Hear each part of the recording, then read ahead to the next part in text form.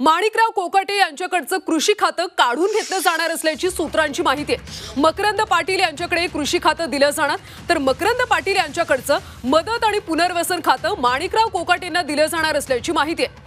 खाते बदल करून कोकाटेंवरची नाराजी कमी करण्याचा राष्ट्रवादी काँग्रेसचा प्रयत्न असल्याचं बोललं जातं। वादग्रस्त माणिकराव कोकाटेंचं मंत्रिपद काढून न घेता त्यांच्या खात्यामध्ये बदल करून त्यांना अभय दिले जाणार आहे। विधान परिषदेमध्ये रमी खेळणं, शेतकऱ्यांसंदर्भात वारंवार वादग्रस्त वक्तव्य करणं यामुळे माणिकराव कोकाटेंविषयी नाराजी वाढलेली आहे। परंतु पहिल्यांदाच त्यांना मंत्री केले असल्यानं लगेच त्यांचं मंत्रिपद काढून घेणं योग्य ठरणार नसल्याचं पक्षातल्या वरिष्ठ नेत्यांचं मत आहे, अशी माहिती सूत्रांनी दिली आहे।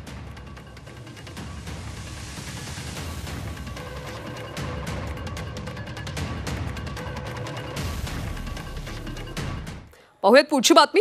माणिकराव कोकाटेंनी काल केलेल्या वक्तव्यावर राष्ट्रवादीचे प्रदेशाध्यक्ष सुनील तटकरे यांनी नाराजी व्यक्त केली।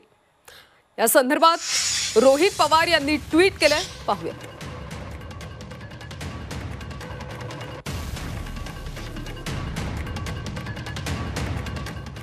तर माणिकराव कोकाटेंच्या संदर्भात रोहित पवार यांनी ट्विट केलंय, आपण पाहुयात। सीआयडी सीबीआय एवढंच काय इंटरपोलच्या माध्यमातून चौकशी केली तरी सभागृहात महत्त्वाची चर्चा सुरू असताना कृषी मंत्री पत्ते खेळत होते हे सत्य बदलणार नाही। त्यामुळे बेलगाम कृषी मंत्र्यांचा राजीनामा घेण्याची संपूर्ण राज्याची भावना असली तरी अजितदादा आणि फडणवीस साहेबांची राजकीय अपरिहार्यता नेमकी काय आहे हे कळत नाही। राजकीय अपरिहार्यता असावी पण जनतेच्या भावनांचा उद्रेक होणार नाही इतकीही नसावी।